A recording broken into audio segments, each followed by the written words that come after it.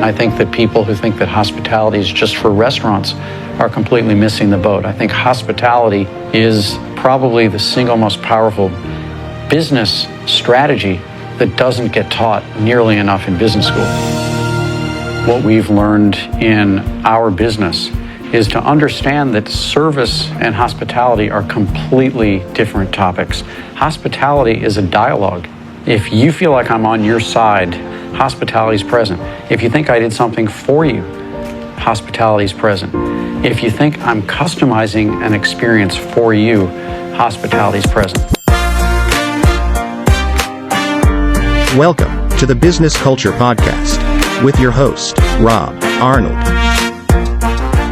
Welcome back, ladies and gents, to another episode of the Business Culture Podcast. It has been quite a while since we last had a chat, and it's high time that we recorded another episode.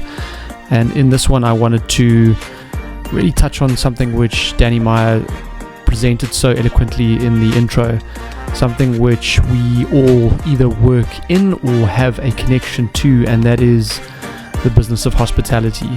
Funny that we call it an industry. In Danny's mind, it's more of a philosophy, more of a way of being, and that's kind of what I wanted to touch on today in this short little episode is what hospitality can really do for any one of us. And I guess what I mean by that is being a bit more hospitality minded in how we go about our business decisions, how we go about engaging with fellow colleagues, how do we go about engaging with customers, and really adopting a philosophy that speaks to the human element of what we do. It's so easy for us to be transactional in our work. It's so easy for us to take a give and take approach to what we do. But I think the hospitality minded way is really putting at the forefront the fact that we are dealing with people, we're not dealing with businesses. And the mere fact that every individual is wired slightly differently, even though there are similarities, is something really important to bear in mind. You know, we've all got different triggers, we've all got different elements that speak louder to us perhaps than others. And I think it's super important that if we are to adopt a hospitality mantra, I suppose, in your business, it's about really appreciating who it is that's in front of you, what makes them tick, and what differentiates them, and more importantly, actually being able to show them that you've learned those nuances in some shape or form. For those of you who haven't read up too much on Danny Meyer, he is the founder of the Union Square Hospitality Group out of the United States, a largely successful business operating a number of different restaurants, and he's also one of the founders of Shake Shack, now a listed company. So a hugely successful operator in the hospitality industry. But again, what I really take away from Danny is not the fact that it's relevant to hospitality, the industry. It's that mindset and that mantra, and I guess that adoptive behavior that really allows us to endear ourselves both to fellow colleagues as well as those people we call our clients or customers. And I think with that in mind is really considering and thinking about what is that feeling that we're essentially putting out to our client base or to our employee base, and how's it being received. You know, there's many different facets that kind of force us to sometimes act in a way that is contrary to how we'd like to act, and especially in a macro climate that is very testing, we do sometimes look back and think maybe I should have handled that situation a little bit differently. But I think what is very, very important is that before the fact, we are preemptive about what a hospitality mindset really is. And in Danny's mind, and I think something which I certainly agree with, is the fact that a hospitality mindset is about understanding what makes human beings actually tick. What are some of the emotional drivers? What are some of the elements of a personality that we really endear ourselves to and are willing to connect with? And these are some of the 6 fundamentals that Danny really talks about.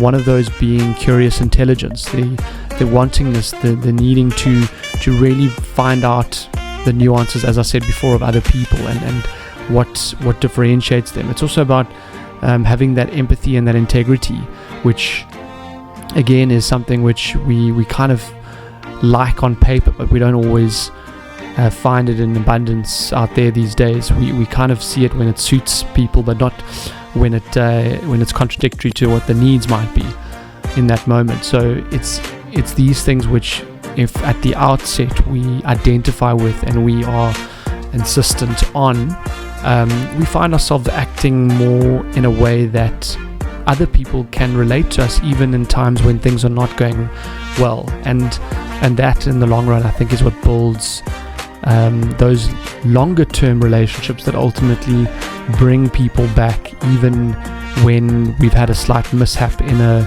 deliverable or something which didn't quite go to plan. So I guess the golden question really becomes, how do you live a hospitality mindset, and more importantly, how do you get a team or a collective to really embody a hospitality mindset? And I think the starting point, the point of departure there really is the state rather than the skill. And what I mean by state is, what is the collective state of your team on any given day within the working space? Because that really is the starting point to actually wanting to operate in a hospitality mindset. If the state is right, I think people adopt more leniency, they adopt more empathy, they're willing to listen more, and I think those are all elements of the hospitality mindset which are just so additive to clients, to fellow employees, etc. So I think working on state is the most important thing, and with that in mind is, what sort of stimulus are you and your team opening yourselves up to? You know, is the sort of average stimulus a progressive, is a net progressive, or is it something which is actually pulling teams down? So really taking a more closer eye on what we're allowing in, and therefore what our collective state is, and I think if we improve that average state, we find ourselves operating in a more, as I said, empathic way. From there, it's a case of repetition. You know, the more we repeat, the more we re-emphasize certain expectations and a certain way of thinking, the better chance we have of manifesting that in terms of habitual behavior. And ultimately, that's really what's going to sustain us, is that habitual, is where the hospitality mindset essentially becomes a habitual nature, rather than it being something we have to be very conscious of. So I hope that helps, and I hope that provides some insight. But I really liked what Danny Myers says about this idea of hospitality being more than industry. Let's make it a way of being, a way of thinking, and a way of, dealing with perhaps even the more difficult situations, rather than it just being something which we do when everything is going well.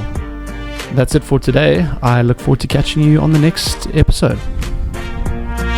Thank you for listening, and be sure to catch the next episode of the Business Culture Podcast, coming soon.